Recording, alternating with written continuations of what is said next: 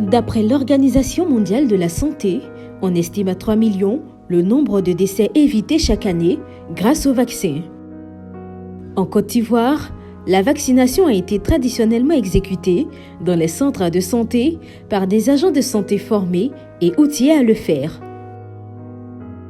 Aujourd'hui, cet acte médical se rapproche un peu plus de la population à travers son exécution dans les pharmacies d'officine. Et ceci devrait conduire à une expansion significative du rôle des pharmaciens dans le domaine de la vaccination, autrefois réservé aux seuls centres de santé.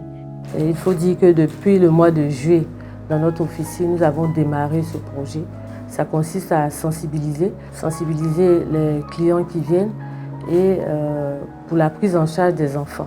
Et cette vaccination concerne essentiellement les enfants à un prix unique de 500 francs. Le pharmacien, à l'instar des autres professionnels de la santé, a le devoir primordial de protéger et de promouvoir la santé et le bien-être de ses patients. L'activité professionnelle du pharmacien s'inscrit donc elle aussi dans le même esprit de promotion de la santé. Du côté des pharmaciens, il s'agit surtout d'offrir leur cadre pour la vaccination. Et c'est donc sur ces lieux, les populations riveraines pourraient donc se rendre pour avoir accès à la vaccination que le ministère de la Santé devait rendre disponible. Le ministère de la Santé, de l'Hygiène publique et de la couverture maladie universelle, à travers le programme élargi de vaccination, le syndicat des pharmaciens privés de Côte d'Ivoire et des partenaires privés ont réfléchi à une formule dynamique qui est de ramener cet acte sanitaire plus près des populations à travers l'initiative Vaxifa, qui est la vaccination en officine de pharmacie. Quand on a mis le projet en œuvre, c'est surtout permettre à ce que le district sanitaire dont dépend la pharmacie puisse mettre à disposition les vaccins à des rythmes qui doivent être étudiés avec la pharmacie. Le pharmacien voit son rôle de santé publique se renforcer avec ce programme qui viendra certainement impacter de façon positive la politique vaccinale en Côte d'Ivoire. Il y a un protocole, mais il peut ne pas avoir de protocole. Il peut venir directement ici à la pharmacie avec le carnet. Nous constatons qu'effectivement, il y a des vaccins qui ne sont pas encore faits ou bien le rendez-vous est arrivé.